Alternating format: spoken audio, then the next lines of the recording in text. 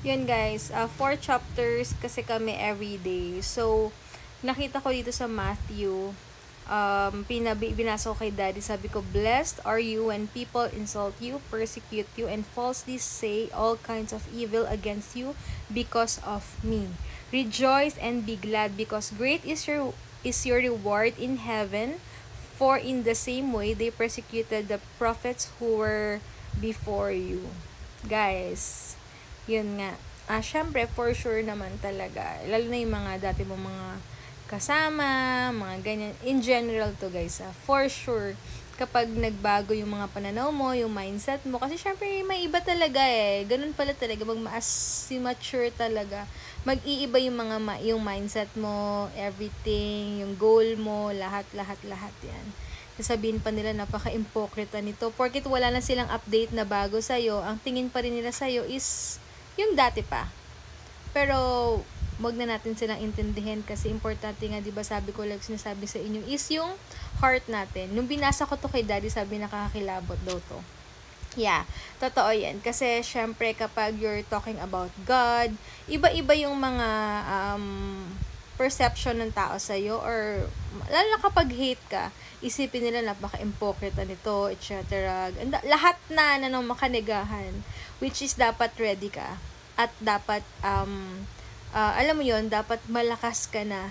Ako, happy ako na mas naging deeper yung relationship ko kay God, and yung mga napagdaanan ko ngayon na talagang minold niya ako, na masasabi ko na kahit anong sabihin mo sa akin, as in, wala na akong pake, pero alam ko yung totoo. Yung ganun, guys. Yung parang, ando doon ako sa level na yun. Unlike dati, syempre, masasaktan ka pa, tapos papatunayan mo pa yung sarili mo, tapos, lagi mo siyang, ano bang tawag doon, daddy?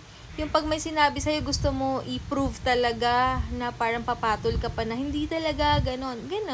Yung before talaga dumating sa time na gusto mo talagang, ano bang tawag doon? Ipagtanggol agad yung sarili mo. Pero as you mature nga, nag-iiba na yung pananaw mo sa buhay, at nabasa ko pa na yung mga taong miserable lang naman talaga, yung mga gustong maging miserable ka rin talaga. Kasi naranasan ko maging miserable yung life ko, yung sarili ko. As ngayon na parang iba talaga yung peace na binibigay niya, at talagang nakita ko mismo kasi talaga na kung paano mag-work si God sa buhay namin, kung paano siya mag-provide, kung paano yung miracles niya and everything. So, yung nabasa ko to, parang sabi ko, parang nakiusap si God sa akin na syempre nagsisimula nga kami ngayon sa Bible, tas ito pa yung nabasa ko na let them, 'di ba? Let them judge you.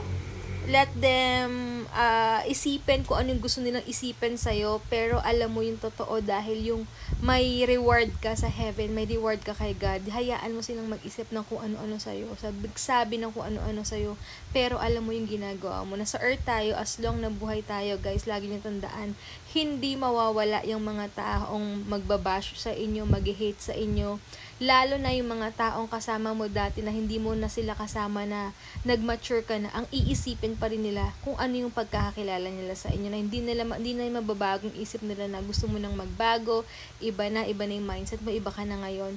Ang lagi niyang babalikan, since hate na hate ka yan, is kung paano ka nila nakilala, which is yung pinaka-worst mong ugali, yung nakilala nila, at dun na sila magsistay, kasi hate ka nga. Sino ba naman yung mga taong hate ka is maganda yung nakikita pa, yung pa rin sa'yo, di ba? Wala, di ba, guys? Unless magbago rin sila, mag-mature sila, at saka nila maintindihan, di ba, daddy? Ba't ang aga mo din magbasa ng Bible? Babasa kayo na. Yeah, ito kasi yung time ko. Ito yung time ko, guys, na nagawa ko na everything, na ayos ko na yung mga orders. Ang aga ko kasi nag-live kahapon. So, ayun nga, parang grabe yung effect niya. Parang, pag ngayon nagbabasa ako ng Bible, parang nai-imagine ko everything. Tapos, parang nakiusap sa akin si God na nagsisimula kami magbasa ng Bible, na I know na-expect ko maraming tao talaga na i-judge ka, pero I don't care. Kasi yung mga taong masasaya sa buhay nila, nakuha na nila yung confidence nila, at alam na ko muna, maggamot ka muna. Yung makalimutan natin. So, alam mo yun, yung mga tao, totoo yung nabasa ko na kapag masaya ka sa buhay mo, gusto mo masaya rin yung nasa paligid mo at nakikita mo eh. Yung gusto mo yung sa paligid mo masaya rin, ma-feel din yung energy mo na positive ka. Pero once na miserable ka, yun yung gusto mo. Syempre, puro hate, hate, hate, hate. Pero hindi natin maiiwasan yung mga taong ganon. Ang tanging magagawa lang natin talaga, guys, is ibahin yung mindset natin at hindi natin gagawin yung ginagawa nila. At alam natin kung kaya tayo magpo-focus, alam natin yung katotohanan. So, yun lang.